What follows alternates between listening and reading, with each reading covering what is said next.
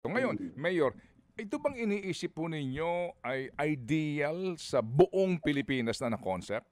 Meaning, kasi kayo po, you're speaking for Manila, no? Ito ho ba effective ka ninyo sa buong Pilipinas na kaya na baka ho naman pakinggan kayo ni Presidente at makanya pong maipanukala sa ating mga kagalang-galang at pinagpipitaga ng miyembro ng Kongreso?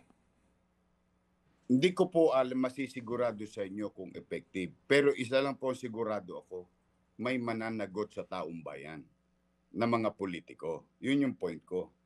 At sigurado naman ako, whoever knows their geography, whoever knows their constituency, whoever knows their people, it's the local government chief executive. Yung problema ng kalsada at yung paulit-ulit na problema ng mga ilog, ng mga creek, riverside, and so, laging governor and mayor. Because yan ang laging nasa locality. Opo, kumbaga din po nga no, para ho yung account para wala ng turuan. Opo, pati sa Opo. issue po ng corruption, no? Oo, yung pondo, kayo po ito ho ba from the funding sa ida-download sa inyo, kayo magpapabid, kayo ang magbabantay hanggang sa matapos para wala na pong usapin pa ng sino mang sisisihin kundi yung mayor. Pwede.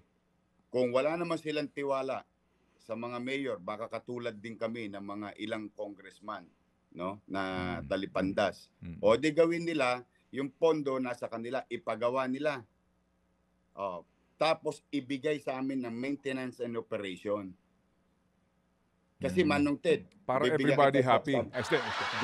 Joke lang po. Hindi. Opo. Yung sa amin kasi minsan halimbawa walang utaw yung pumping station. Nowhere to be found yung kanilang tao. How can you operate that in the midst of what do you call this, aberya? Pero preferably para isa na lang ang ihohoyo, isa na lang ang mananagot, isa na lang ang pupugutan ng ulo ng taong bayan, let the local chief executive manage, operate, and build it.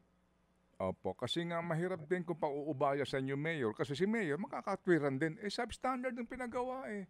Ang dami mong katwiran kapag pinaubaya na lang sa'yo.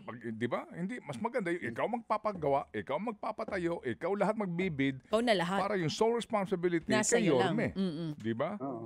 Para gumulong ang ulo mo sa taong bayan kapag kapalpak yung pinagawa mo.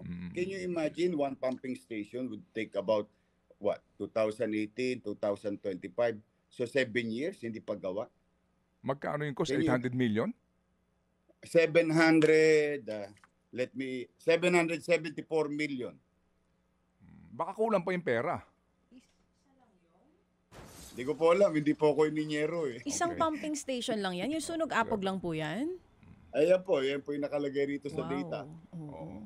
Baka kulang pa sa pondo, Mayor. Kaya hindi matapos-tapos. O di alisin na natin ng mali siya sa ating isipan. Kung kulang sa pondo, di sana dagdagan na nila para matapos na, para magamit ng taong bayan. Kaya you could imagine na Manong Ted, parang dagat-dagatan yung sunog apog nung nakaraang Pag-uulan. bagyo o last week pag-ulan.